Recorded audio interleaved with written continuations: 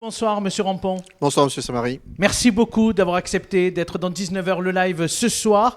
La première question, Monsieur le sous-préfet, que je souhaitais vous poser, elle fait le lien bien évidemment avec le plan de relance, puisque vous avez été nommé sous-préfet à la relance pour le département du Gard. Est-ce que vous pouvez expliquer à nos lecteurs en quoi ce projet et en quoi vos interventions sont pertinentes dans le cadre du plan de relance pour le département? Alors, peut-être commencer par expliquer ce qu'est le plan de relance. Oui. Le plan de relance, ce sont 100 milliards d'euros.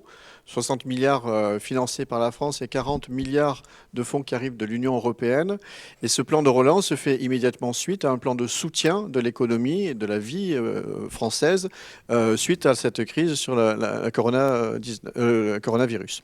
Et donc de 470 milliards d'euros. Donc là, ce sont 100 milliards d'euros qui sont destinés à accompagner les particuliers, les entreprises, les collectivités, l'administration dans 3 items qui sont l'écologie, la compétitivité et la cohésion.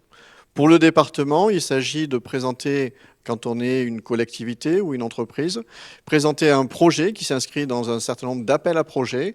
Et à ce moment-là, eh bien, on obtient un certain nombre de subventions de l'État qui peuvent être assez significatives, comme on a pu le voir récemment à Saint-Gilles la semaine dernière. Effectivement, c'était notre fait du jour ce matin. Concrètement, pour que nos lecteurs, probables chefs d'entreprise qui vous écoutent ce soir, ils doivent taper à la porte de qui? Où?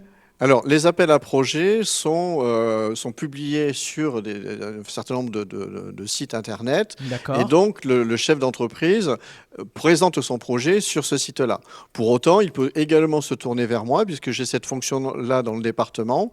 Chaque département a un sous-préfet à la relance qui, sous l'autorité du préfet, eh bien, est chargé d'être l'interface entre le demandeur, l'entreprise, la collectivité et la région Occitanie. On prend contact finalement avec la préfecture du Gard en demandant effectivement de pouvoir vous solliciter par email potentiellement. On peut s'adresser directement à nous et nous pouvons effectivement assurer un relais ou publier directement sa réponse, son appel à l'appel à projet en envoyant une demande de subvention. Et concernant les aides aux collectivités, on parle de 9 millions d'euros. J'imagine que vous avez eu beaucoup de projets. Comment vous les avez sélectionnés? Alors, vous faites référence à une dotation spéciale investissement local qui s'appelle la DECIL. Et il y a eu une DECIL spéciale pour la relance. Le département a obtenu 9 millions d'euros. Ces 9 millions d'euros ont été ventilés auprès de toutes les collectivités qui ont adressé un dossier. Et ces dossiers ont été étudiés par les services de la préfecture en fonction de leur pertinence, mais également en fonction d'un calendrier. Le plan de relance, c'est dépenser ces 100 milliards d'euros entre 2021 et 2022. C'est un effet immédiat que l'on veut pour redresser le pays.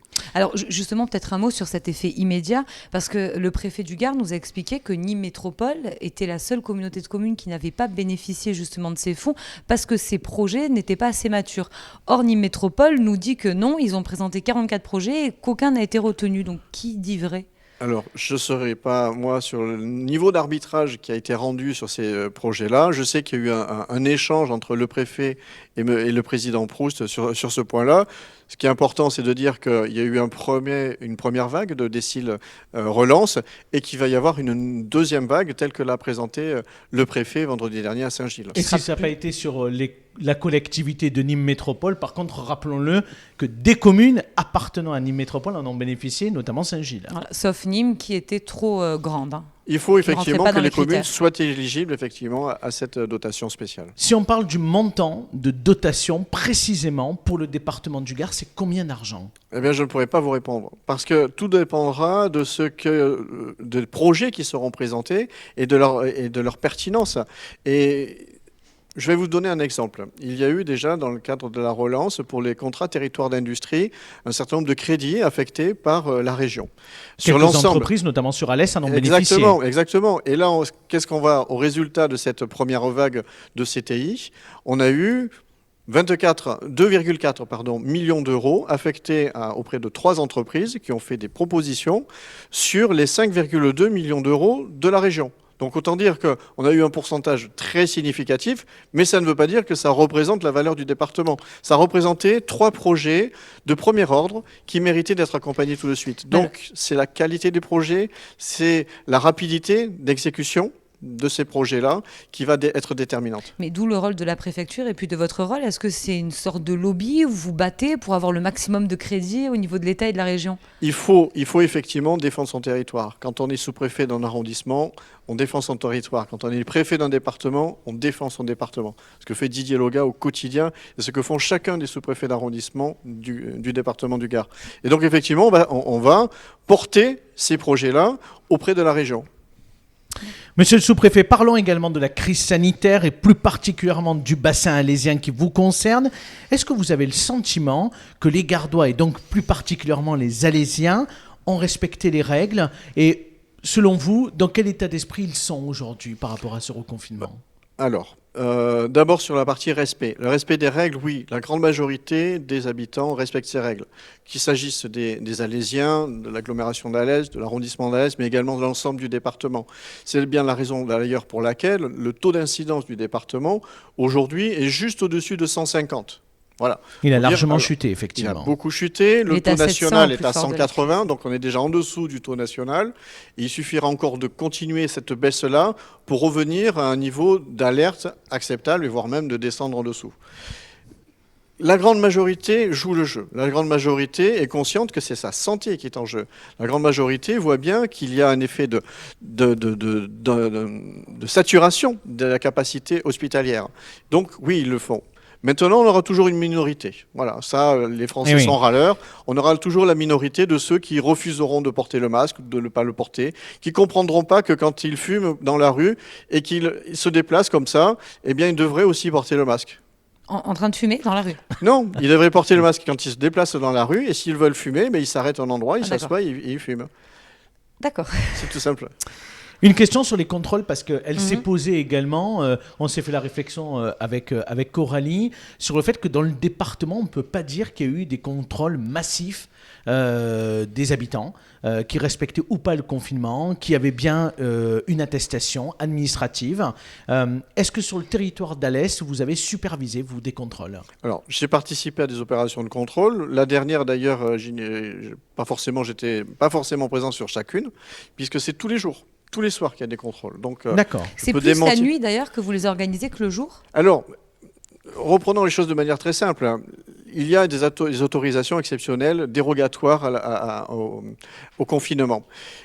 Elles sont très larges. Donc, organiser un contrôle pour, sur une centaine de voitures, déceler une seule personne qui ne l'aurait pas, ça n'a pas vraiment d'intérêt, ça n'a pas de pertinence. Les gens vont travailler et les gens amènent leurs enfants à l'école. Exactement. Donc les contrôles se font, c'est vrai, en nocturne, mais aussi en diurne. C'est-à-dire, il y en a eu 2 jours.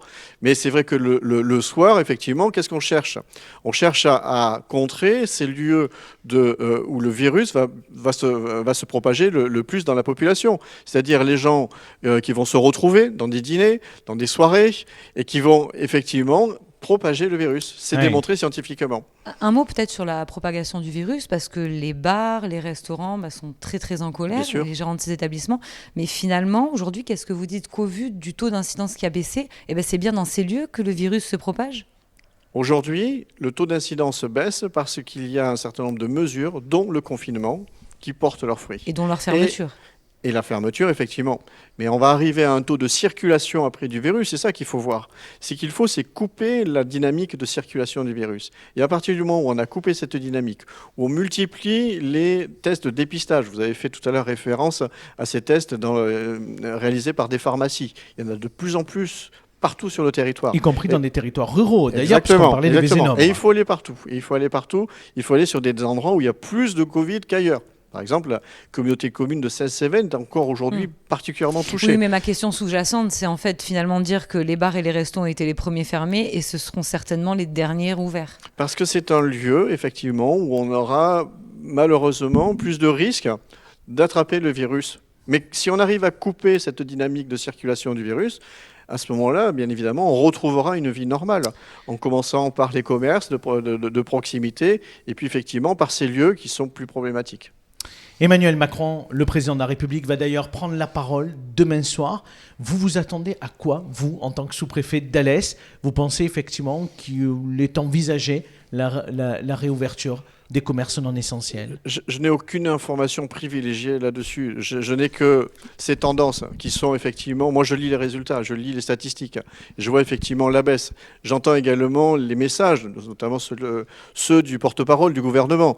Ils ne vont pas s'exprimer à contresens de ce que dira certainement le président de la République. Mais le bon sens voudrait qu'avec des chiffres qui baissent, effectivement, on desserre un tout petit peu les taux. Il faut desserrer le taux. Mais ce qu'il faut surtout, c'est ne pas perdre de vue que certes, les taux d'incidence est en train de baisser, mais le nombre de personnes qui sont encore en réanimation, il est important. Donc on a une sorte d'inertie quand même dans un retour à la vie normale. Donc il faut bien comprendre qu'il ne faut pas avoir une sortie trop rapide, trop précipitée du confinement, parce que ce n'est pas la deuxième vague, ce sera la troisième vague. Et oui, et vous touchez du doigt effectivement le sujet, parce qu'on a été interpellé lors de cette seconde vague, parce que le territoire en particulier d'Alès a été durement frappé par cette épidémie. L'hôpital d'Alès compte un peu plus de 40 décès sur cette seconde vague.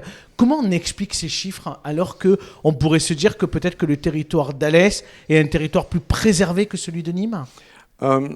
Il faut voir la répartition de la population et notamment les tranches d'âge. Quand Alès était derrière Nîmes, Nîmes avait un taux d'incidence beaucoup plus élevé que celui d'Alès. Mais Alès était devant Nîmes sur le taux d'incidence des plus de 65 ans. Donc on a une population qui est plus fragile, qui est plus vulnérable et qui s'est retrouvée effectivement exposée à un niveau plus important que d'autres personnes. Oui, parce que la moyenne des décès, notamment à l'hôpital d'Alès, était de 85 ans, je crois. Je n'ai pas cette statistique-là. Je ne peux pas vous la confirmer. Alors, un mot peut-être sur le déconfinement et la stratégie. Emmanuel Macron, on a le sentiment qu'au vu des premiers éléments qu'on a, il y aura un déconfinement en 3 temps, et notamment avec ce qui va être annoncé. Est-ce qu'aujourd'hui, vous, qui êtes sur le territoire, qui êtes en lien avec l'ARS, vous commencez à prévoir une stratégie qui sera différente du premier déconfinement, dans le sens où on va vraiment tester, tracer, isoler, ce qui n'a pas été fait lors du premier déconfinement, et ce qui a créé cette deuxième vague? Écoutez, on s'adapte forcément aux consignes qui nous sont données. Donc, attendons de savoir quelles seront les mesures que le président va prendre. Il y a quand même un conseil de... Pour l'instant, vous n'avez aucun élément, vous mettez... Non, mais jamais la charrue, nous, dans notre métier, avant les bœufs. Donc, on attend de connaître les décisions du président, parce qu'il prend ses décisions à la fin, après avoir consulté toutes les forces économiques, avoir consulté également tous les experts qui sont autour de lui. Et en fonction de ces décisions-là, nous recevons un certain nombre de directives que nous avons à mettre en œuvre. 2 dernières questions. On sort un peu du sujet, effectivement, de la Covid sur Alès, un sujet à animer ces derniers mois. Il s'agit de la future deuxième prison du territoire du Gard. Est-ce que vous avez des nouvelles du ministère de la Justice ? Alors, effectivement, on a un sujet avec le ministère de la Justice par rapport à la dernière présentation qui a été faite et sur la commune de Boissy et Gaujac. L'agglomération d'Alès a envoyé récemment un autre projet alternatif sur une commune dont je préfère pour l'instant taire le nom. Parce oui, que on a vu que ça avait fait un peu polémique. La communication parfois mal organisée. L'information et était trop sortie rapide. un peu trop rapidement. Voilà. On est capable de le dire puisque c'était nous. Eh oui, c'était vous. Alors que nous étions justement en train de communiquer auprès des élus. Ouais. Mais enfin, ce qui est fait est fait. Et donc, ce nouveau projet va être expertisé. Il y a eu un certain nombre d'assurances qui ont été données par les cabinets du garde des Sceaux et qui fera l'objet également d'une nouvelle étude de faisabilité. Parce qu'il y avait effectivement cette question, on s'en rappelle, Mme Mollaret l'avait beaucoup traitée, où il y avait eu un peu une guéguerre entre Nîmes et Alès pour savoir à quel endroit on allait implanter cette deuxième prison du Gard. Selon vous, qu'est-ce qui a fait pencher la balance en faveur d'Alès ? Je crois qu'il y a eu un arbitrage politique. La ministre, Mme Belloubet, l'avait dit lors de son déplacement, en disant qu'il y a un arbitrage politique a été rendu en faveur du territoire en proximité immédiate d'Alès. Voilà, donc moi je n'ai pas à commenter. Ça renforce et ça préserve le territoire alésien, la juridiction. Mais bien évidemment, ça renforce la juridiction, puis ce sont quand même des emplois, ce sont quand même 350 emplois. La difficulté, c'est de trouver le bon terrain. Voilà. Il y a un cahier des charges qui est très contraignant en termes de covisibilité, en termes de surplomb, en termes d'accessibilité. Donc ça limite un certain nombre de possibilités, mais il peut y en avoir. Après, est-ce que ça ne va pas entraîner certains coûts dans le transfert de prisonniers ? Parce qu'on rappelle que la cour d'appel est à Nîmes, que le tribunal correctionnel aussi est à Nîmes. Donc c'était le débat qui a été tranché, mais c'est vrai que c'était le débat. Il y a un tribunal judiciaire à Alès. Oui. Une dernière question, monsieur le sous-préfet. On le sait, vous êtes très attaché aux questions autour de la culture, une activité qui souffre particulièrement avec la crise. Comment vous accompagnez, vous aidez les acteurs du territoire alésien face à cette période extrêmement troublée pour eux? Et le message peut-être que vous avez envie de leur envoyer aussi ce soir. Je commencerai déjà par dire qu'au moment où la crise est arrivée, les subventions qui devaient être versées ont été versées. C'est-à-dire qu'on ne s'est pas arrêté au fait que les spectacles étaient annulés pour ne pas continuer cet accompagnement auprès des acteurs de la culture. Après, ce sera d'être présent de manière très forte, très visible, au moment de cette relance, au moment où toutes les activités reprendront. Je n'ai pas cessé pendant les derniers mois, à chaque fois que c'était bien évidemment possible, d'aller participer à des manifestations, à apporter mon soutien, que ce soit à Itinérance, que ce soit au Cratère, sur une scène nationale. J'étais d'ailleurs à la dernière représentation au Cratère, parce que justement c'est important de montrer l'attachement que l'on a, les services de l'État, mais pas que. Il y a également tous les autres partenaires, que ce soit la région, que ce soit le département, que ce soit les collectivités, l'agglo, les villes, qui sont là et qui continuent ce soutien. Et c'est ça qui est important. Les artistes doivent savoir qu'il y a toujours les collectivités qui vont leur passer des commandes et ils pourront compter sur la mobilisation de tous et pas simplement du modeste sous-préfet. Jusqu'à quand les droits des intermittents seront prolongés dans le temps? Je ne peux pas répondre à cette question. Ça dépendra peut-être des annonces qui seront données. Parce que pour l'instant, ça s'arrête à... Je n'ai pas la date butoir aujourd'hui parce que attendons demain, ça a été repoussé, je crois, jusqu'à... Parce que c'est le combat des acteurs de la culture aujourd'hui, c'est leur droit jusqu'au milieu de l'année 2021, si je ne me trompe pas. On travaille sur un certain nombre d'actions. Moi, j'étais encore en réunion la semaine dernière sur une action qui sera cofinancée avec le ministère de la Culture. Merci beaucoup, monsieur le sous-préfet, d'avoir été notre invité ce soir dans 19h, le live.